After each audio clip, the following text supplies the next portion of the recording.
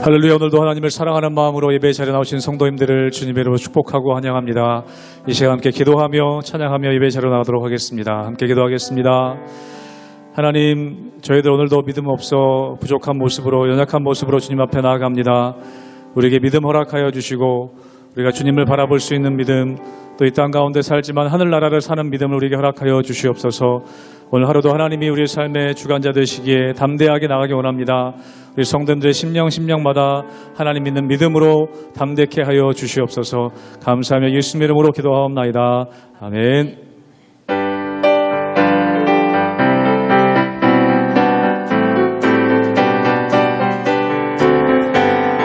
이 눈에 아무 증거 아니 되어도 믿음만을 가지고 선을 걸으며, 이 귀에 아무 소리 아니 들려도 하나님의 약속 위에 소리 걸어가세 믿음 위에 서서 나가세 의심 버리고 걸어가세 믿음 위에 서서 눈과 귀에 아무 증거 없어.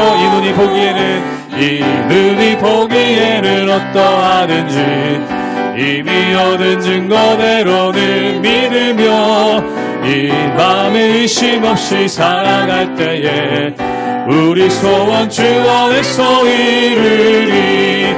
걸어가세 믿음 위에 서서 나가세 의심 버리고 걸어가세 믿음 위에 서서 눈과 귀에 아무 증거 없어도 주님의 거룩함을 두고 맹세한 주 하나님 아버지는 참 미쁘다.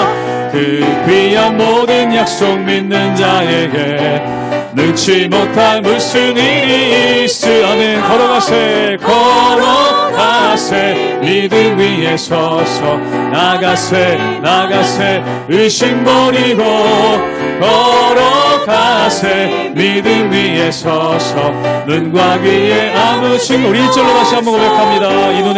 이 눈에 아무 증거 아니 되어도 믿음만을 가지고 선을 걸으며, 이 귀에 아무 소리 아니 들려도 하나님의 약속 위에 소리 걸어가세 믿음 위에 서서 나가세 의심 버리고 걸어가세 믿음 위에 서서 눈과 귀에 아무 증거 걸어가세 믿음 위에 서서 나가세 의심 버리고 걸어가세 믿음 위에 서서 눈과 귀에 아무 증거 없어도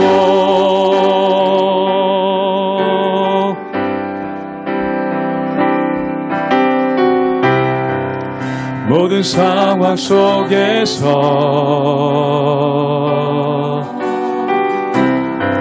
주를 찬양할지라.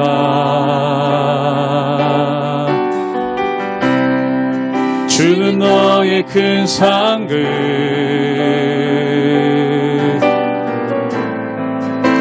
큰 도움이시라.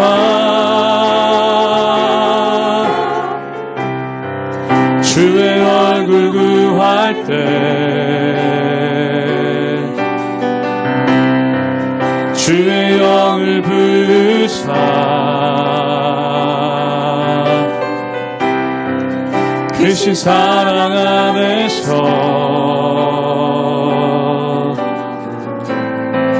주를 보게 하소서.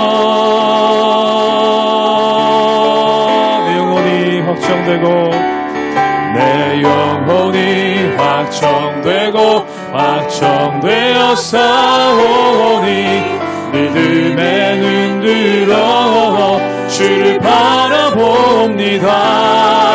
내 영혼이 확정되어 확정되어 싸우니 믿음의 눈 들어 주를 바라봅니다. 모든 상황 속에서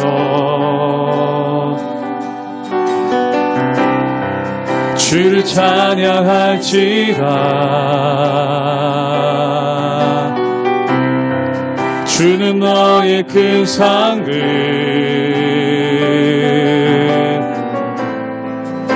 큰 도움이시라. 주의 얼굴 구할 때 주의 영을 부사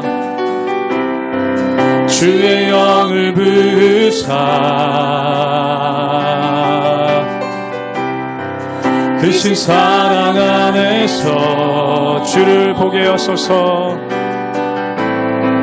주를 보게 하소서.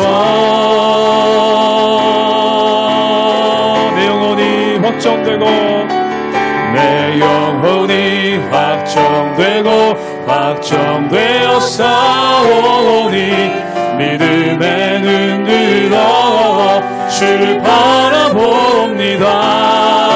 내 영혼이 확정되어 싸우니 믿음의 눈 들어 주를 바라봅니다. 내 영혼이 확정되어 싸우니 내 영혼이 확정되어 싸우니 믿음의 눈 들어 주를 바라봅니다. 내 영혼이 확정되어 싸우니 믿음의 눈 들어 주를 바라봅니다.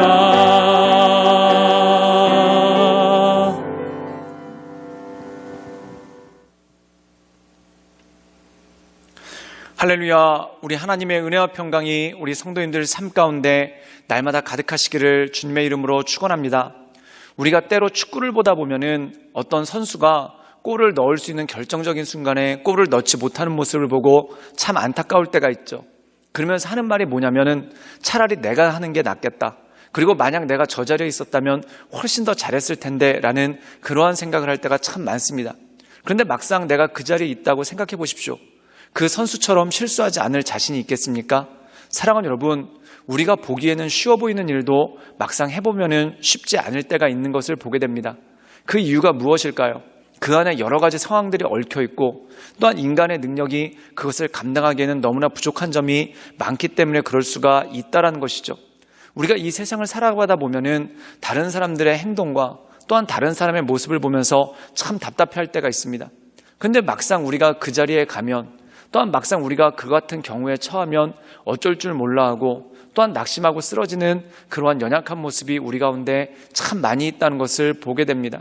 사랑하는 여러분, 그러므로 우리에게 중요한 것은 뭐냐면 내가 하면 잘하겠다가 아니라는 것입니다. 그럼 무엇을 우리가 구해야 될까요? 바로 하나님의 도우심을 구하고 하나님의 인도하심을 구하며 내가 어느 곳에 있든지 하나님 보시기에 온전한 삶을 살아갈 수 있도록 간구하며 기도하며 나가는 것이 중요하다는 것입니다.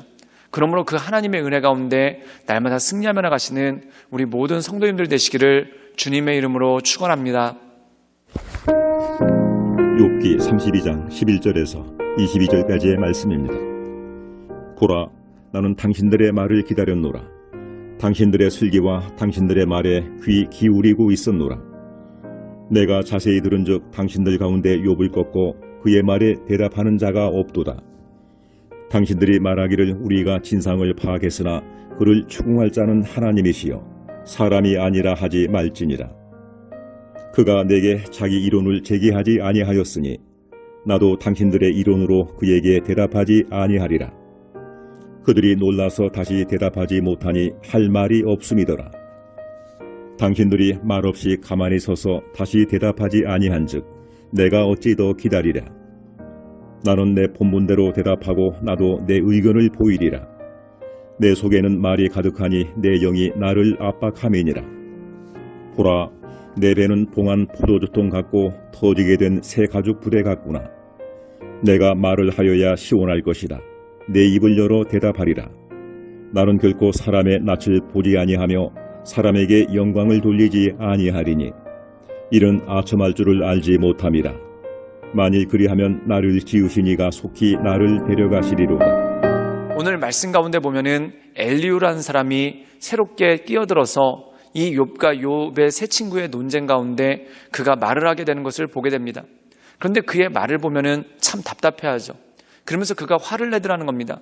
그 화를 내는 것이 무엇이냐면 욥에 대해서 스스로를 의롭다 여긴다 생각했기 때문에 욥에 대해서 그가 화를 내었고, 또한 욥의 세 친구들을 바라보면서 욥에 대해서 정확하게 알지도 못하면서 대답도 내놓지 못하고 오로지 욥에 대해서 정죄하고 있는 그 모습을 보면서 굉장히 답답해하다는 겁니다. 그러므로 그가 뭐라고 얘기하냐면 나의 마음이 부풀어 오른 포도주 주머니와 똑같다. 이 당시에 포도주를 이 가죽 주머니에 넣으면은 발효가 됩니다. 이 포도주가 발효가 되면서 이것이 터질 듯이 팽창하고 부풀어 오르게 되는 것을 보게 되죠. 그런데 그의 심경이 뭐냐면 내가 지금 말을 하고 싶어서, 그리고 내가 지금 당신들한테 한마디 하고 싶어서 내가 말을 하고 싶은데 이것이 마치 부풀어 오른 포도주 주머니와 똑같다라는 그러한 표현을 하면서 말하게 되는 것을 보게 됩니다. 우리 함께 욥기 32장 14절의 말씀을 읽도록 하겠습니다.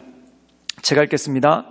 그가 내게 자기 이론을 제기하지 아니하였으니 나도 당신들의 이론으로 그에게 대답하지 아니하리라. 오늘 말씀 가운데 보면은 이 엘리후라는 사람이 자기 나름대로의 이론이 있다라고 얘기를 합니다. 그 이유가 뭡니까? 욥과 욥의 세 친구가 서로 이야기를 하다가 계속 평행선을 달립니다. 그러니까 그들이 서로를 이해하지 못하고 그냥 평행선인 채 서로의 이야기를 끝내는 경우를 보게 됩니다.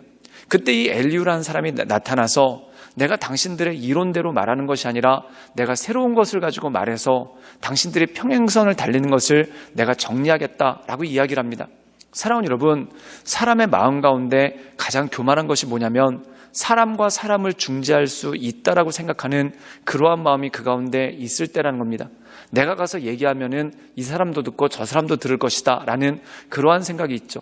그런데 어떤 경우에는 중재하러 갔다가 잘 화해되는 경우도 가끔 있지만 어떤 경우에는 싸움이 더 커지고 힘들어지는 경우가 있는 것을 보게 됩니다.